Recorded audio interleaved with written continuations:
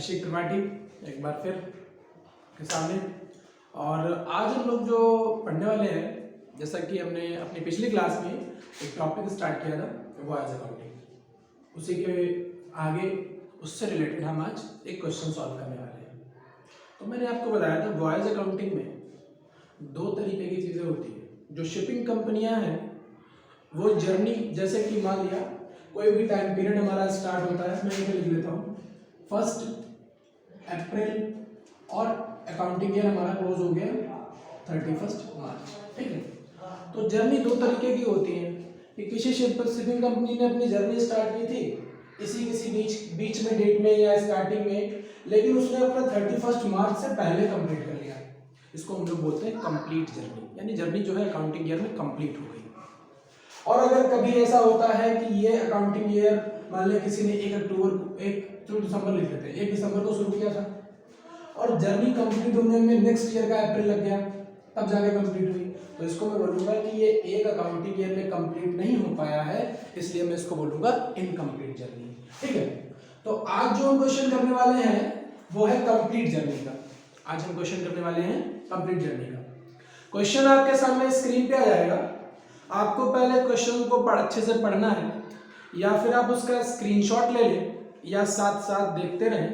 पहले मैं आपको क्वेश्चन समझाऊंगा, उसके बाद मैं बताऊंगा कि कैसे सारे आइटम्स का अलग अलग तरीके से ट्रीटमेंट करते हैं। तो हम सबसे पहले क्वेश्चन पढ़ते हैं। क्वेश्चन आपके सामने स्क्रीन पे आ गया होगा,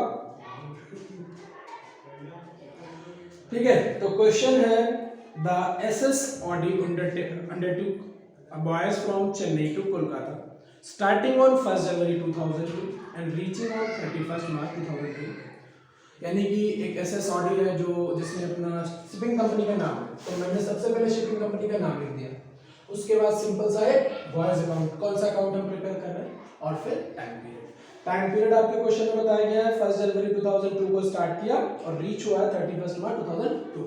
तो यानी जनवरी, फरवरी और मार्च, जैन, फेब और मार्च 3 मंथ्स हमारे हो जाते हैं। आगे बढ़ते हैं। The cargo consisted of 900 ton of food grains and 100 ton of engineering foods, यानी दो तरीके के फूड्स जो है वो डिलीवर करता है कार्गो जो है शिप है, उसमें 900 टन है फूड ग्रेन्स और 100 टन है इंजीनियरिंग फूड्स, ठीक है। The freight charges were 150 per ton for food grains and 100 per ton for engineering goods. तो जो इंजीनियरिंग गुड्स है उनके लिए 100 टन और जो फूड ग्रेन्स है उसके लिए 150, ठीक है। In addition, price was 50%. Brokerage was payable at 5%. The expenses were, अब हमारे कुछ एक्सपेंसेस दे रखे हैं, जैसे डीजल चेन्नई में कितना खर्च हुआ, आप देखिए कोलकाता में कितना खर्च हुआ, पोर्ट चार्जेस, दोनों पोर्ट के अलग अलग, हार्बर चार्जेस, लोडिंग चार्जेस, फिर कुछ अदर एक्सपेंसेस और फिर शिप से रिलेटेड इंश्योरेंस, फ्रेट इंश्योरेंस और डेप्रिसिएशन। तो सबसे पहले मैं शुरू करने वाला हूं, आप क्वेश्चन में आ जाइए। हम लोग कार्गो यानी कि सबसे पहले फ्रेट लिखते हैं, तो यहां पे मैं लिखूंगा बाय फ्रेट। तो 900 टन्स क्या है हमारे पास, फूड ग्रेन्स जिसका रेट है 150, तो ये हो जाएगा हमारा 1,35,000। 900 टन्स रेट है 150 पर टन, तो मैंने मल्टीप्लाई कर दिया और हमारा अमाउंट आ गया। उसके बाद में इंजीनियरिंग गुड्स है हमारे पास 100 टन और रेट भी है 100, तो हो जाएगा 10,000। तो ये हमारा टोटल बनता है 1,45,000। इसी क्वेश्चन में आपको बताया गया था इसके जस्ट बाद इन एडिशन प्राइमेज वाज 10%, तो मैं क्या करूंगा, ऐड कर दूंगा प्राइमेज 10%। अब किसी भी वैल्यू का अगर हमें 10% निकालना होता है, जैसे कोई भी वैल्यू लिखी हुई है 14 इस तरीके से, अब अगर मुझसे कोई कहता है कि आप इसका 10% निकालिए, तो हमें कुछ नहीं करना है। 10% अगर निकालना है तो आप इससे क्या से जीरो हटा दीजिए, बस एक जीरो हटा देना।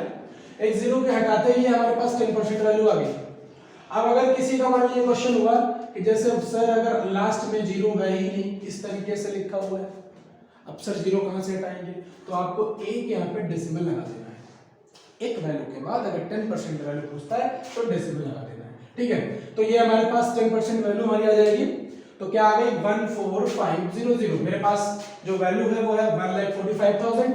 अगर मुझे इसका 10% निकालना पड़ेगा तो 14500, 14,500। इन दोनों को अगर मैं ऐड कर दूंगा तो मेरी जो वैल्यू बन जाएगी वो हो जाएगी 1,59,500।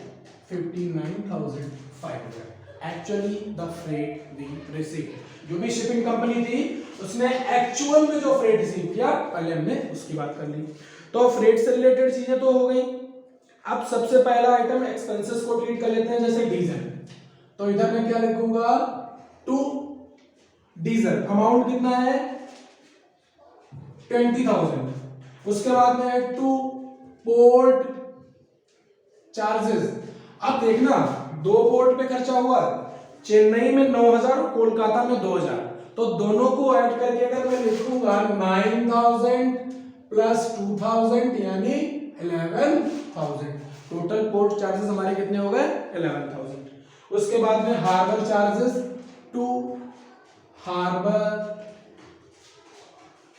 चार्जेस अमाउंट है 3,000 चेन्नई में और कोलकाता में 1,000। तो ये हमारा हो जाएगा 4,000। लोडिंग चार्जेस की बात कर लें, आपको याद होगा मैंने बताया था स्टीवेंडरिंग के नाम से, लोडिंग और अनलोडिंग को स्टीवेंडरिंग के नाम से। यहाँ पे डायरेक्टली दे दिया है, जैसे यहाँ पे डीजल डायरेक्टली दे दिया। अगर वो आपको बंकर कॉस्ट देता तो भी हम ट्रीटमेंट यही करते। तो हमारे लोडिंग चार्जेस हो गए 2,000 रुपए। उसके बाद में अदर एक्सपेंसेस की बात कर लेते हैं। Stores, to stores amount 2,000। To postage, question आपके सामने स्क्रीन पर है, पोस्टेज का अमाउंट 1,000। टू सैलरीज, वहां पर कैप्टन के लिए, शिप के क्रू के लिए, मेट के लिए जो भी हम सैलरी प्रोवाइड करती है शिपिंग कंपनी, वो खर्चा 10,000 रुपए। यहां से शुरू होता है हमारा एक क्वेश्चन जिसमें थोड़े से पॉइंट आएंगे, आप समझिएगा। सबसे पहले the ship was insured for ₹10 lakh. Ship की वैल्यू क्या है, मैं यहां पे लिख लेता हूं 1 2 3 4 5 6 10 लाख, ठीक है। And 1% for boys policy of हल, इंश्योर कितना किया गया है 1%। अब आपको बताऊं मैं एक चीज बहुत अच्छी, यहां पर थोड़ा समझते हैं। कभी भी क्वेश्चन में अगर 1% पर एनम नाम की चीज लगी हो, आगे लिख दिया उसने पर एनम, तो हमें क्या करना है, हम जो भी वैल्यू होगी पहले इतने टाइम पीरियड की कैलकुलेट करेंगे। यानी जो इंश्योरेंस पॉलिसी है वो पूरे साल के लिए बता रहा है, तो 3 महीने में कितना खर्चा आने वाला है। लेकिन अगर आगे उस क्वेश्चन में परिणाम नाम का शब्द नहीं लगा हुआ है, इट मींस वो वैल्यू जो इंश्योरेंस की है वो इसी जर्नी के लिए है। तो इसमें क्या लिखा हुआ है, the ship was insured for 10 lakh at 1% for. तो हमें क्या करना है, हम इसकी वैल्यू अगर कैलकुलेट कर लें तो दोनों जीरो कैंसिल, यानी वैल्यू कितनी बची 10,000। तो हम यहाँ पे क्या लिख देंगे, टू इंश्योरेंस, और वैल्यू हमारी क्या आ गई 10,000, ठीक। उसके बाद हमारे क्वेश्चन में दे रखा है, ऊपर देखिए आप, ब्रोकरेज वाज पेबल एट 5%। आपको पता है कि ब्रोकरेज टाइप का मतलब ब्रोकरेज, इसको हम लोग अगर लिखना चाहें तो लिख सकते हैं कमीशन, कमीशन भी लिख सकते हैं। और कमीशन हम किस पर कैलकुलेट करते हैं, जो एक्चुअल में हमें फ्रेट रिसीव्ड हुई है। तो एक्चुअल में हमें फ्रेट रिसीव्ड हुई है 1,59,500 और रेट है ब्रोकरेज का 5%। तो मैंने आपको बताया था कि देखो इसको भी तरीका क्या है, मैंने आपसे कहा था 10% वैल्यू कैलकुलेट करने के लिए। तो अगर मैं 10% इसकी वैल्यू आपको कैलकुलेट करने को बोलूं तो 15950 हो सकता है, ये 10% वैल्यू हो जाएगी आसानी से। अब इसका कर देते हैं हाफ हम इसी के केस में। तो हमारे पास वैल्यू जो है कितनी क्वेश्चन में आ गई है, एक मिनट में क्वेश्चन देख लो।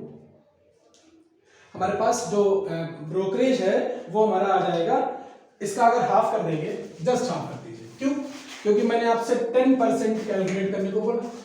तो जब 10% आपने कैलकुलेट बोला और क्वेश्चन में है 5%, तो इजी तरीका है सॉल्यूशन का कि 10 का 5 होता है हाफ, तो इसको डिवाइड कर दो। तो हमारे पास कुछ वैल्यू आ जाएगी 797 5 इस तरीके से। लेकिन अगर आपका दूसरा तरीका भी है तो आप इस तरीके से निकाल सकते हैं 1,59,500। वैसे तो अभी तक तो कैलकुलेटर आपको अलाउड है एग्जाम्स में, तो इसका 5% कैलकुलेट कर लेंगे तो ये हमारी वैल्यू आ जाएगी 7975। ये हमने किसी ना किसी एजेंट को एज अ कमीशन दिया है, यानी कि शिपिंग कंपनी ने किसी ना किसी एजेंट को एज अ कमीशन के तौर पे ये पैसा दिया है। उसके बाद में आगे क्वेश्चन पढ़ लेते हैं। क्वेश्चन क्या कहता है, depreciation is charged on the written down value of the ship 5% per annum. अब पूरे साल की तो बात है नहीं, तो डेप्रिसिएशन हमने क्या भी लिखा था यहाँ पे, and the value of ship as on 1 January 2002 was. अब इसमें बता दिया है कि शिप की वैल्यू कितनी दे रखी है, ₹8 लाख, और डेप्रिसिएशन किस वैल्यू पे चार्ज किया जा रहा है, 5% पर एनम। तो पर 5% लगाया तो नीचे 100, लेकिन हमें टाइम पीरियड भी साथ साथ में कैलकुलेट करना है। कैसे? हम जो अपने अकाउंट प्रिपेयर करते हैं वो 1 अप्रैल को स्टार्ट करते हैं और 31 मार्च को एंड कर देते हैं, लेकिन ये जो जर्नी है वो जनवरी से मार्च तक है, 3 महीने की जर्नी है। तो मैं क्या करने वाला हूँ, 3/12 भी कर दिया साथ साथ में, यानी कि उतने टाइम पीरियड का चाहिए जितने टाइम पीरियड की जर्नी रही है। तो इसको अगर हम कैलकुलेट करेंगे कुछ इस तरीके से 2000, यानी ये वैल्यू हमारे पास आ जाएगी एज अ 10,000। 3 बजे 3 4 जा 0 कैंसिल, तो अगर मैं 4 ठीक है 10,000 वैल्यू हमारे पास क्या आ गई, ये 10,000 वैल्यू आ गई डेप्रिसिएशन। तो मैं इसको लिखने वाला हूँ टू डेप्रिसिएशन ₹10,000। अब हमारे पास सिर्फ एक पॉइंट बचा है और वो है द फ्रेट वॉज इंश्योर्ड 0.5%। तो आपको पता है फ्रेट का जो इंश्योरेंस है वो हम किस पर करते हैं, फ्रेट की वैल्यू पर ही, जो भी एक्चुअल में मैंने फ्रेट रिसीव की है।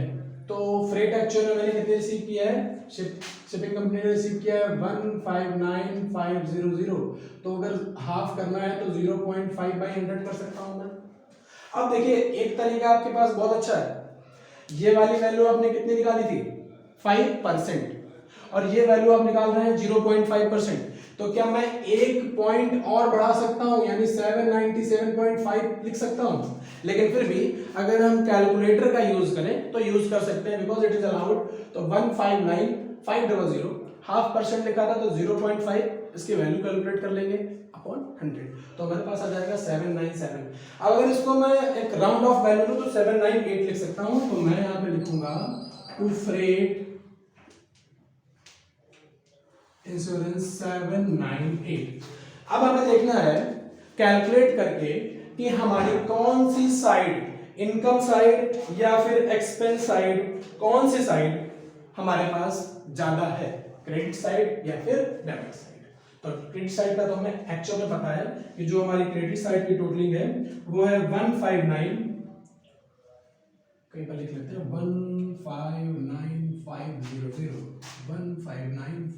159,500, ठीक है। तो ये हमारे पास दोनों टोटल में लिख लिए। मैंने इसलिए लिख लिया है क्योंकि मैंने आपको फर्स्ट डे बताया था कि जो शिपिंग कंपनियां होती हैं वो अपने एक्सपेंसेस पहले ही चेक कर लेती हैं कि उनको किसी भी तरीके से कोई लॉस ना हो। तो ज़्यादातर क्वेश्चंस में आप पाएंगे कि हर क्वेश्चन में आपको प्रॉफिट बेसिस ही होगा, लॉस बेसिस नहीं होगा। अगर एक दो क्वेश्चन फंस भी जाते हैं तो अलग बात है, ठीक है। तो हमने डेबिट और क्रेडिट साइड दोनों तरफ जो बड़ा बैलेंस है उसे लिख लिया है, लेकिन फिर भी हम अपने एक्सपेंसेस को देखेंगे कि उनकी वैल्यूएशन क्या रहती है। क्या वो इनकम से ज़्यादा चले जाते हैं तो फिर हम लॉस में चले जाएंगे, लेकिन पहले हम कंपेयर कर लेते हैं। जैसे कि मैं इसको ऐड करता हूँ 20,000 + 10 30 31 35 35 + 2 37 39 40 40 10 50 50 10 60 60 10 70। मैंने जो मेन डिजिट थी उनको लिख दिया। उसके बाद ये हमारे पास दो बच जाते हैं, यानी कि 7,975 और 798, उनको ऐड कर लेते हैं।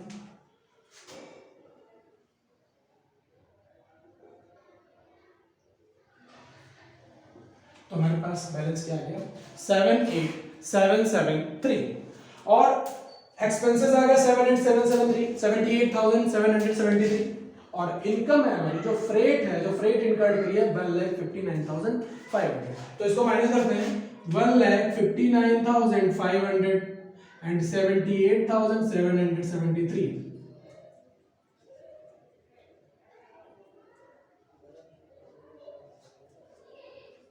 तो हमारा प्रॉफिट क्या आता है 70727, ये हमारा प्रॉफिट आ गया, नेट प्रॉफिट, उसको मैंने लिख दिया बैलेंसिंग फिगर। ठीक है, तो ये हमारा आज का क्वेश्चन था जो था कंप्लीट जर्नी के ऊपर। आगे हम एक दो पार्ट में और बात करेंगे जिसमें मैं आपको इनकम्प्लीट जर्नी के बारे में बताऊंगा। अब एक काम करिए, आपके पास क्वेश्चन तो था ही, आप इस जो सॉल्यूशन मैंने किया है इसका एक स्क्रीनशॉट ले लीजिए और आप अपने घर पे सारे टॉपिक्स एक एक करके चेक करिएगा। ठीक है, तो आगे फिर मिलेंगे नेक्स्ट पार्ट में किसी नए क्वेश्चन के साथ। तब तक के लिए बढ़िया से आराम से रहिए and thank you so much for watching the video.